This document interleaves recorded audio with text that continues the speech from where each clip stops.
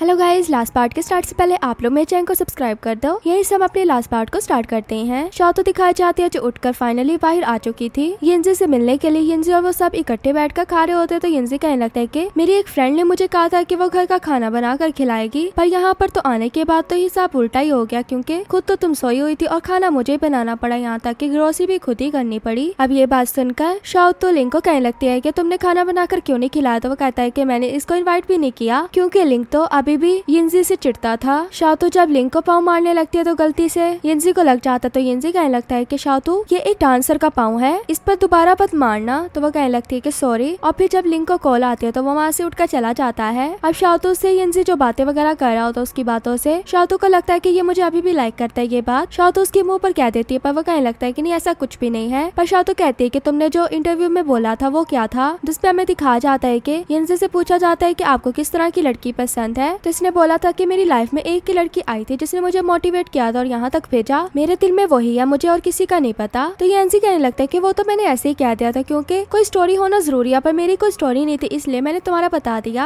अब बाहर तक यिनजी को छोड़ने के लिए आते हैं तो यिनजी कहने लगता है कि अब ऐसे बाहर तक भी छोड़ने के लिए नहीं आना था। शॉ तो कहती कि क्यों, पर लिंक कहता है कि मुझे तो ये शॉ तो लेकर आई है, वरना मैं कहाँ आना चाहता था। लियोजी लिंक को बातें सुनाना चाह रहा होता है, पर कहने लगता है कि तुम जीत गए, पर देखो मैं काफी फेमस हूँ, मुझे टीवी पर देखा करो, मैं टीवी पे आता हूँ। अब इस बात पर लिंक भी शातु से कहने लगता है कि शातु एक टीवी घर पर ले आओ, क्योंकि हमारे घर पर इसको देखने के लिए टीवी नहीं है। अब ये बात सुनकर वो कहने लगता है कि क्या मतलब तुम्हारे घर पर टीवी भी नहीं है, तुमने शातु को ऐसे रखा हुआ है। तो लिंक शातु को हक करते हुए कहता है कि ये मेरी वाइफ है। लियोजी तो उससे काफी ज्यादा चिढ़ने के बाद वहाँ से जाने लगता है। शातु से बाय बाय करने लगती, इसी में दूर से फोटोग्राफर इनकी पिक बना लेता है। रात में लिंक दिखाया जाता है जो नहाने के बाद डिफरेंट स्टाइल बाही करके दिखा रहा होता है कि शातु उसको नोट करे, पर शातु जो मोबाइल में देखकर कुछ बोलती है तो लिंक को लगता है कि उसे देखकर बोली है। लिंक शातु के पास जाता तो शातु से बताने लगती है कि देखो मैं ट्रेंडिंग में आई हुई हूँ, पर लिंक देखकर कहता है कि वहाँ पर मैं भी तो खड़ा था, पर मेरी पिक क्यों नहीं, मुझे तो बिल्कुल ही गायब कर दिया। अब शातु भी लियोजी को कॉल करती है, पर उसकी कॉल लिंक स्पीकर पर कर देता। दोनों उसकी बात सुन रहे होते। लियोजी कहने लगता है कि मैं तो इस न्यूज को हटवाना चाह रहा हूँ, पर उसकी असिस्टेंट कहती है कि आप खुद ही तो इसी लड़की के कहने पर इंटरव्यू देने के लिए गए थे ना, वरना आपका तो कोई मकसद भी नहीं था वहाँ पर इंटरव्यू देने का। ये सब सुनकर लिंक को अच्छा नहीं लग रहा होता, इसीलिए वो कॉल कट करके शातु से कहने लगता है कि इससे बात नहीं किया करो। तो शातु कहती कि क्यों। इस बात पर लिंक भी शातु को किस कर लेता और कहने लगता है कि अब तुम्हें समझ आ गई। तो शातु को अभी भी समझ नहीं आई होती, तो इसलिए लिंक उसकी चेयर को अपनी तरफ कर लेता है, शातु को दोबारा से किस कर लेता है। इसी किस में लिंक ने जो पहना होता है वो भी खुल जाता है। ये देखकर लिंक शातु से कहता है कि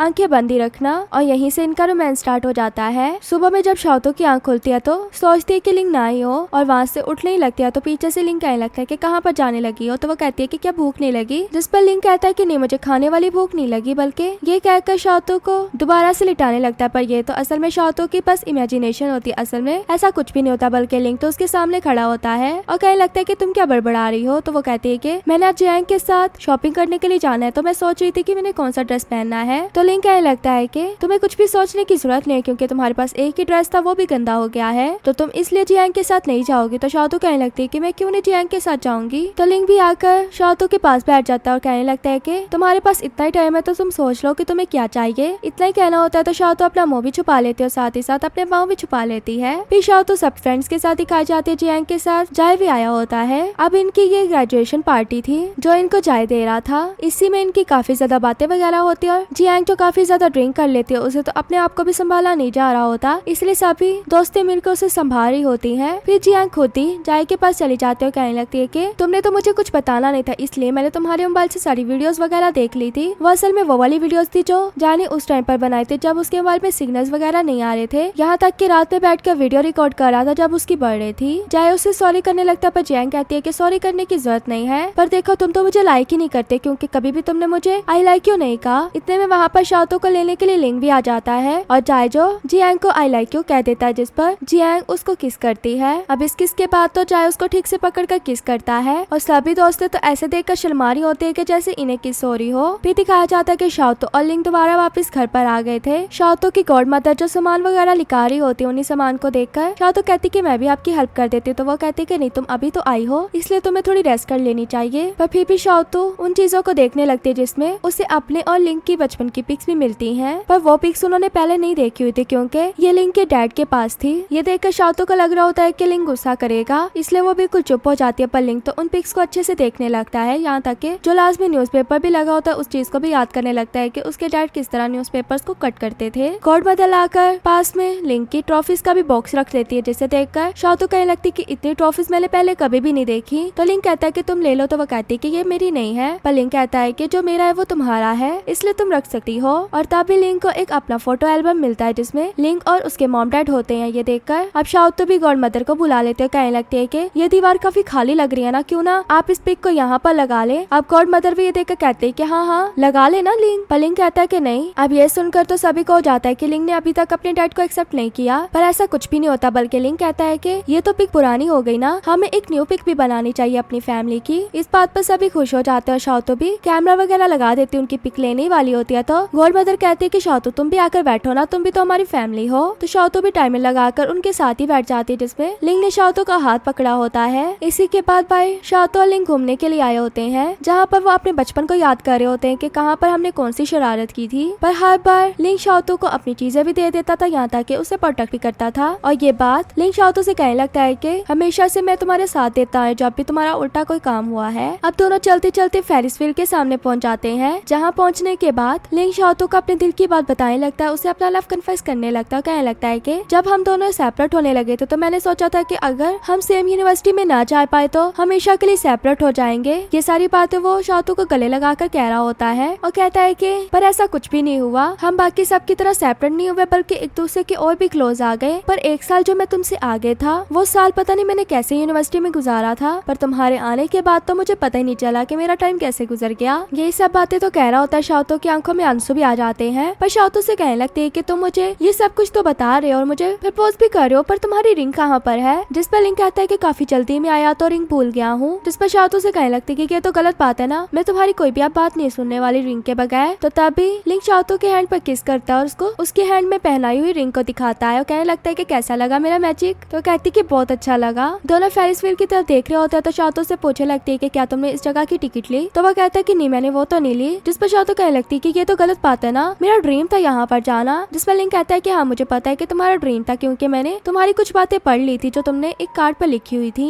जिसमें दिखाया चाहता है कि शाओ का दिल था कि वो फ्रेंड्स के साथ ट्रिप पर जाए, फेरिस व्हील पर जाए और भी काफी ज्यादा विशेष थी। दोनों की इसी तरह की बातें चली रही होती तो वहाँ पर फायरवर्क्स होना स्टार्ट हो जाते हैं, जिसे देखकर शाओ तो काफी खुश हो रही होती है। और फिर हमें कुछ सालों बाद का सीन दिखाया जाता है जब शाओ और लिंक के घर एक बेटा हुआ था जिसका नाम फिलाइल था। फिलाइल अपने डैड का फेवरेट था, इसलिए लिंक उसके साथ बातें वगैरह कर रहा होता है, यहाँ तक कि उसका डायपर भी अपने सर पर रख लेता है। पर शाओ को तो समझ नहीं आ रहा होता कि उसको पहनाना क्या है। फिलाइल बता रहा होता है कि दूसरों के डैड आपको टीवी देखने से रोकते हैं, पर मेरे डैड ऐसे बिल्कुल भी नहीं है, बल्कि वो तो मुझे कहते हैं कि टीवी देखो, क्योंकि शाओ और लिंक दोनों ने ही रूम में जो जाना होता है। और वे बताता है कि डैड कहते हैं कि अगर मैं कैरेट खाऊंगा तो जल्दी बड़ा होऊंगा, पर मैं तो अपने डैड जितना लंबा होना चाहता हूँ और अपनी मॉम का डैड जैसा ख्याल रखना चाहता हूँ। और मॉम डैड हर बार मुझे वीकेंड पर ग्रैंडमा की तरफ भेज देते हैं ताकि वो खुद घूमने के लिए चले जाएं, पर मुझे ये अच्छा लगता है। लिंक शाओ के साथ जब बाहर आया होता है तो शाओ से कहने लगता है कि प्रपोज वाले दिन मैं एक चीज करना भूल गया था। शाओ से कहती कि क्या, तो वो शाओ को किस कर लेता है और यहीं पर हमारे इस ड्रामा की हैप्पी एंडिंग हो जाती है। आप लोग बताओ आप लोगों को ये ड्रामा कैसा लगा और इसकी एंडिंग कैसी लगी, और अपने फेवरेट इमोजीज में मुझे कमेंट जरूर करना। Okay bye bye.